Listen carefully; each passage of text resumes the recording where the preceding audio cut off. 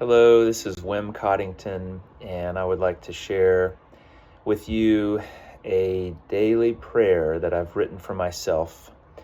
And I'm going to give a short video to help you understand why I do it and how I do it.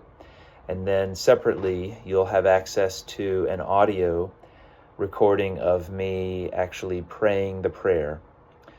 But in this video, I'd like to explain why I pray the daily prayer.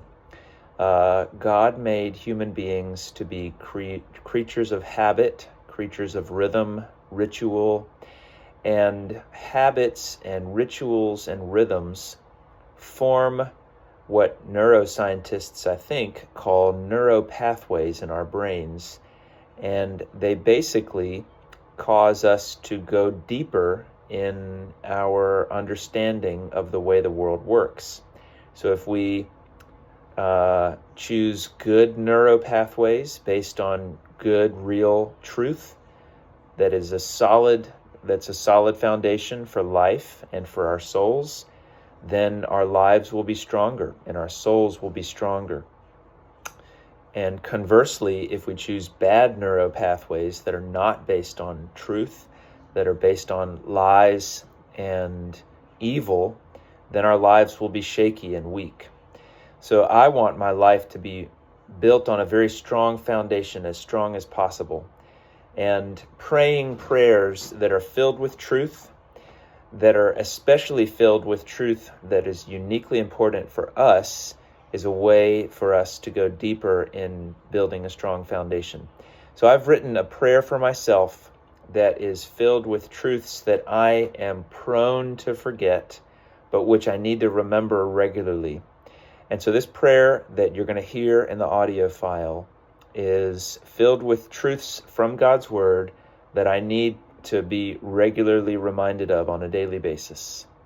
And so I encourage you to develop a prayer for yourself. You can feel free to use mine or to tweak mine, to change it, to edit it for yourself.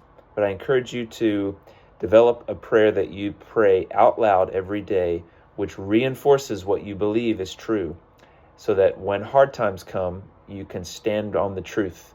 Your life can be shaped by the truth, built on the truth. Many times in the Bible, there are exhortations to think about good things, true things, real things, and the person who does that will have a life that is built on a strong foundation, which is what I want.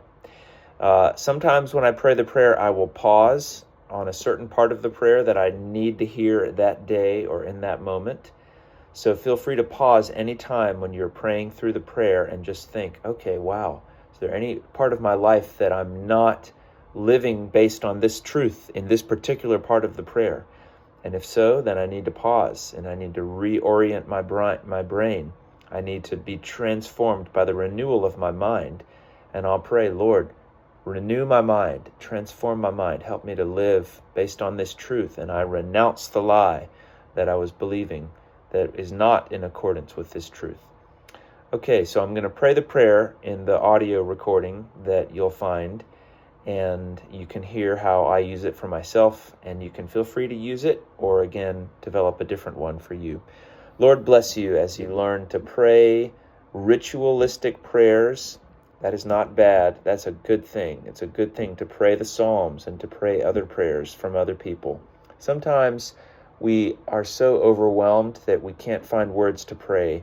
So in those moments, it's helpful to have prayers that have been pre-written for us, or pre-written by others, which we can just lean on their words. That's why the Psalms are helpful.